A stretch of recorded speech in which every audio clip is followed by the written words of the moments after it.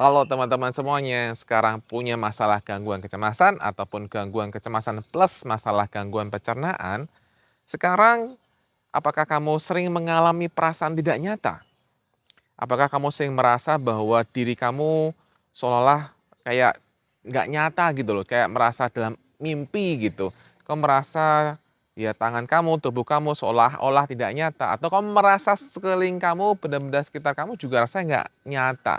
Dan juga kamu juga mengalami kayak semacam waktu berjalan dengan sangat lambat, atau mungkin waktu berjalan dengan sangat cepat. Dan seringkali juga kamu jadi merasa sering lupa atau kamu merasa kayak hampa gitu, kayak merasa nggak bisa ngerasain apapun. Kamu tahu bahwa kamu mengalami ini, kamu tahu bahwa ada yang beda gitu loh mengalaminya. Nah, teman-teman kalau kamu mengalami ini, yuk saksikan terus video ini untuk kamu tahu bagaimana solusi untuk mengatasinya. Tentunya mau solusi kan? Nggak enak kan punya rasa seperti ini kan teman-teman, pasti nggak enak banget dan akhirnya membuat kita jadi sering takut. Aduh gimana ya ini kalau nggak sembuh-sembuh, nanti nih kalau gila gimana, ini kalau nanti punya sakit-sakit lain-lain gimana. Nah ini pikiran-pikiran sering muncul ketika kamu mengalami hal itu. Nah oke jika kamu mau dibahas, subscribe sekarang dan kalau kamu belum subscribe, ayo dong subscribe untuk saya lebih semangat membuat YouTube ini. Dan teman-teman, dukungan kamu itu sangat penting bagi saya untuk saya terus bersemangat untuk membuat channel-channel seperti ini ya. Oke, sudah subscribe? Oke, terima kasih. Teman-teman yang saya tadi tanyakan itu sering dialami oleh mereka yang mengalami gangguan kecemasan ataupun mereka yang mengalami trauma, ya, ataupun mereka yang mengalami ada perasaan atau merasa terancam dengan sesuatu yang sangat besar dalam kehidupannya. Itu normal sekali lagi, garis bawahi, normal, ya. Jadi teman-teman yang mengalami ini kamu perlu tidak takut, ya. Karena apa? Karena itu normal. Karena yang terjadi itu sebenarnya adalah apa? Yang terjadi itu sistem saraf kamu itu berusaha memproteksi diri kamu. Sistem saraf yang ada di dalam diri kamu sekali lagi berusaha memproteksi diri kamu sehingga dia memunculkan rasa ini. Karena dia merasa ada ancaman yang perlu harus dihadapi. Nah, bagi sistem saraf kamu inilah cara terbaiknya. Nah, sehingga dengan kamu punya pemahaman bahwa ini adalah bentuk dari mekanisme sistem saraf kamu, kamu nggak perlu lagi untuk merasa takut dengan apa yang sedang kamu alami. Karena sering kali saya temui bahwa orang-orang yang mengalami ini seringkali kemudian jadi, aduh kenapa ya, nanti kalau begini gimana, nanti kalau gila gimana, nanti kalau nggak sembuh gimana, kok masih ada terus ya. Justru pikiran-pikiran atau perasaan-perasaan seperti ini membuat kamu akan semakin merasa tidak nyaman, teman-teman. Jadi, teman-teman, tenang saja. Oke, tenang saja. Ini itu aman, ya. Dan yang penting teman-teman jangan terlalu menyalahkan diri kamu sendiri. Karena seringkali orang-orang seperti ini kemudian jadinya menyalahkan diri sendiri gitu loh. Aduh, kenapa sih aku seperti ini? Kesel dengan kehidupan, kesel dengan diri sendiri, kesel dengan banyak hal. Nah, itu kan semakin stres ya. Dan memang biasanya ya memang akan mikir seperti itu, tapi setelah kamu nonton video ini, saya harap kamu nggak mikir seperti itu, tidak dipertahankan mikir seperti itu. Tapi kamu mulai untuk belajar, untuk memahami bahwa, oh, oke, ini hal yang normal dan kabar baiknya adalah banyak orang yang mengalami seperti ini. Ya, catat. Banyak orang yang juga mengalami apa yang kamu alami seperti ini. Jadi kamu nggak sendirian. Ya, kamu tidak sendirian. Nah, kalau kamu kemudian sharing sama teman, kamu sharing sama keluarga kamu, mungkin mereka nggak paham dengan apa yang kamu rasakan. Mungkin mereka nggak ngerti dengan apa yang kamu rasakan. Kamu mungkin sering merasa kayak berkabut, kayak merasa kayak dalam alam mimpi, kayak merasa melayang dan lain-lain. Mereka nggak mudeng teman-teman. Mereka nggak mudeng, mereka yang di luar sana itu nggak mudeng. Mereka nggak ngerti. Jadi ketika kamu curhatin, mereka malah bingung. Ya kenapa? Dan biasanya yang terjadi karena kamu seperti ini, kamu kemudian jadinya males bergerak.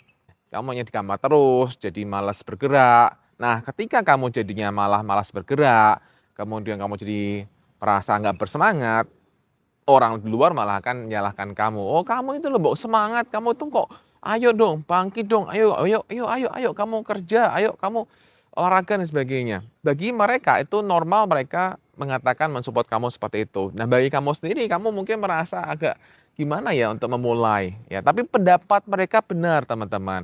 Ketika kamu mengalami hal ini, kamu mulai paksalah diri kamu untuk mulai keluar. Ya, keluar dari kamarmu, mulai beraktivitas, mulailah belajar untuk merasa aman dengan dirimu, ya. Karena yang jadi masalah adalah kamu merasa tidak aman dengan dirimu, ya. Ingat, ini bisa terjadi pada orang-orang yang mengalami terancam atau trauma, anxiety, trauma, yaitu bisa mengalami seperti ini. Nah, artinya apa? Artinya adalah dia merasa tidak aman dengan tubuhnya. Sehingga kamu perlu terkoneksi kembali dengan tubuh kamu, ya. Terkoneksi dengan tubuh kamu ini yang paling penting teman-teman. Nah, untuk terkoneksi dengan tubuh kamu, maka kamu perlu untuk keluar dari kamar, keluar untuk mulai belajar, untuk mulai aktivitas.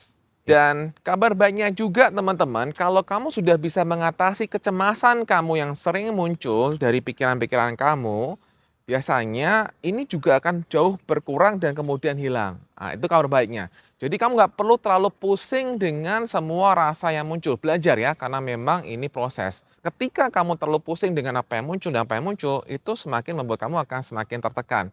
Jadi sekali lagi kabar baiknya adalah perbaiki pikiranmu, perbaiki pola pikirmu, perbaiki cara berpikirmu, pahami kembali, percaya bahwa ini aman, ya. Percaya ini sangat aman dan nggak akan membuat kamu jadi yang punya gangguan aneh-aneh, gangguan psikotik atau gangguan skizofrenia, gila dan sebagainya, enggak. Beda teman-teman, beda banget. Kalau ini kan kamu sadar teman-teman, kamu sadar, kamu tahu bahwa ada yang berbeda, kamu tahu seperti rasanya dalam mimpi, kamu tahu ini rasanya berbeda. Kalau yang mereka yang mengalami yang kamu takutkan itu, mereka nggak sadar. Mereka nggak sadar kalau mereka mengalami itu. Kamu sadar, kamu tahu, itu bedanya. So, tenang, oke? Nah, cara untuk mengatasinya gimana? Cara untuk mengatasinya sebenarnya kamu bisa lakukan terapi, ya. Kamu bisa lakukan terapi ke hipnoterapi atau ke profesional lain, atau melakukan terapi bersama dengan saya.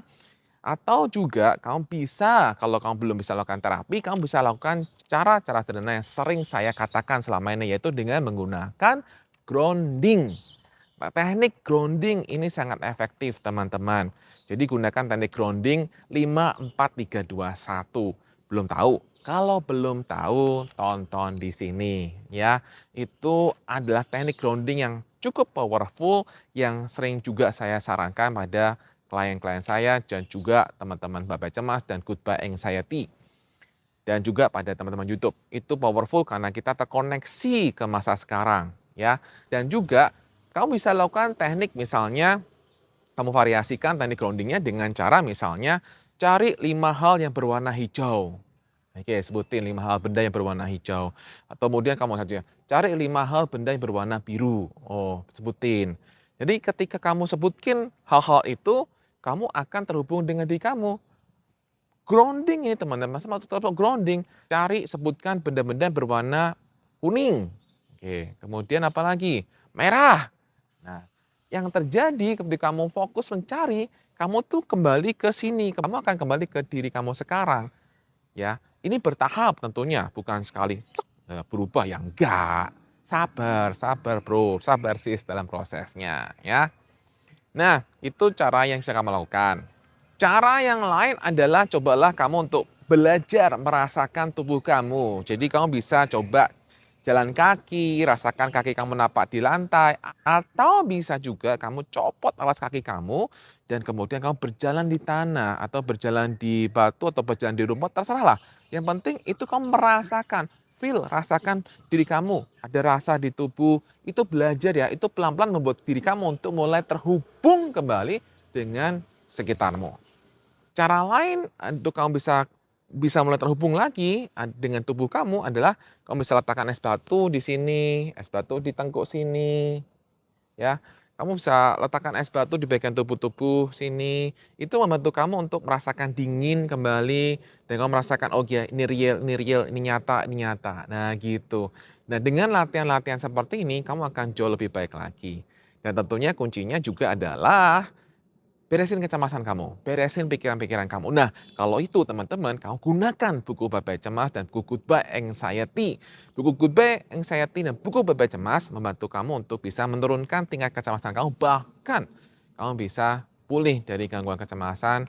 Dengan menggunakan kedua buku ini, itu akan membantu pola pikir kamu, membantu cara kamu memandang bagaimana sistem tubuh bekerja, bagaimana kamu memandang sensasi yang muncul di tubuh kamu akan jauh lebih merasa aman, kamu akan lebih tahu bagaimana caranya untuk mengatasi pikiran-pikiran negatif yang sering muncul. Kamu juga akan jauh lebih tenang, karena apa? Karena kita juga support dengan audio relaksasi, karena kita juga support kamu dengan WA group ya. Dan tentunya teman-teman, kamu perlu untuk melakukan apa yang diminta di kedua buku ini. Karena kalau kamu nggak melakukan ya nggak bisa ya. Perlu praktek juga. Yang tidak kalah pentingnya adalah teman-teman bersabarlah. Sabarlah dalam proses penyembuhan, pemulihan. Karena kalau kamu nggak sabar, karena kalau kamu kemudian kamu merungsung, kemudian kamu tergesa-gesa, kemudian kamu sering komplain juga dengan apa yang sering terjadi pada diri kamu, yang terjadi kalau kamu semakin komplain, semakin nggak sabar, itu kontraproduktif ya. Bersabarlah dan tenanglah. Dan tenang itu didapatkan dengan belajar, latihan dari hari ke hari, latihan. Dan dengan kamu latihan, dengan kamu mengulang-ulang, terus melatih dan melatih, kamu akan jauh lebih baik lagi. Demikian teman-teman video singkat dari saya, semoga hal ini membantu kamu untuk jauh lebih baik lagi. Dan jika kamu mendapati ada teman-teman lain yang juga mengalami seperti apa yang saya katakan, silahkan share video ini, barangkali bisa bantu mereka untuk jauh lebih baik. Demikian teman-teman, terima kasih, salam, bye-bye, cemas.